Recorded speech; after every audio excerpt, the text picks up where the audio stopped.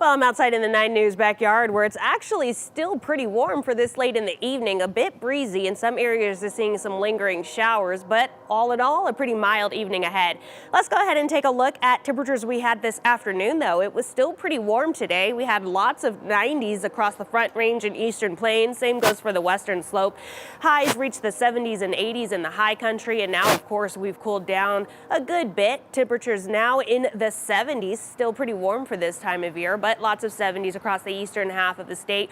40s, 50s in the high country, and nearly 80 degrees out west in Grand Junction.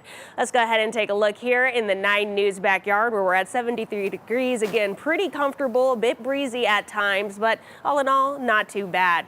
As we monitor our HD Doppler radar, looks like we're having some issues with there we go. Our air quality alerts are getting smaller, so this is good news here because Gunnison County is no longer included in this wildfire smoke alert. We will continue to monitor increased levels of wildfire smoke in Hinsdale, Mineral, and Archuleta counties, though.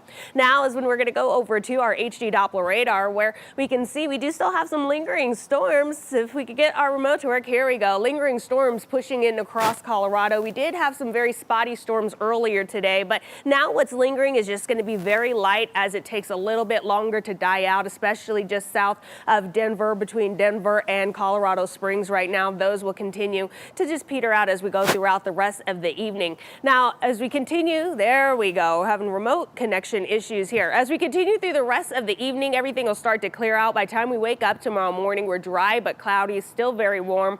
We're going to watch for some early showers and storms across the southwestern corner of the state.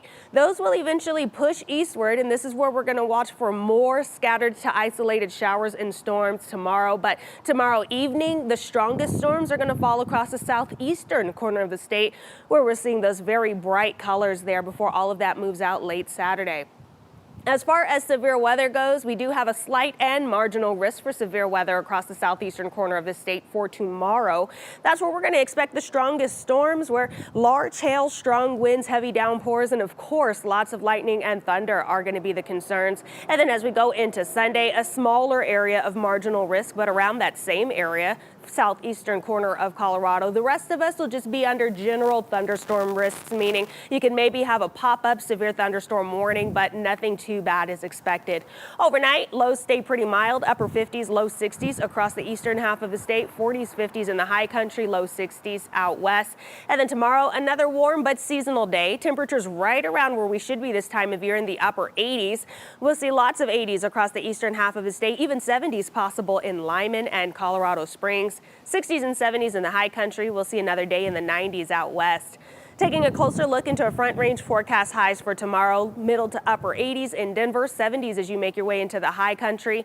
Upper portions of the front range will be in the upper 80s there, and then upper 60s to low 70s as you make your way west into the mountains. One more warm day for Saturday before cooler weather moves in for Sunday and Monday. We're going to see those highs maxing out in the low 80s, but that's short-lived as we bounce back into the upper 80s and low 90s toward the middle of next week.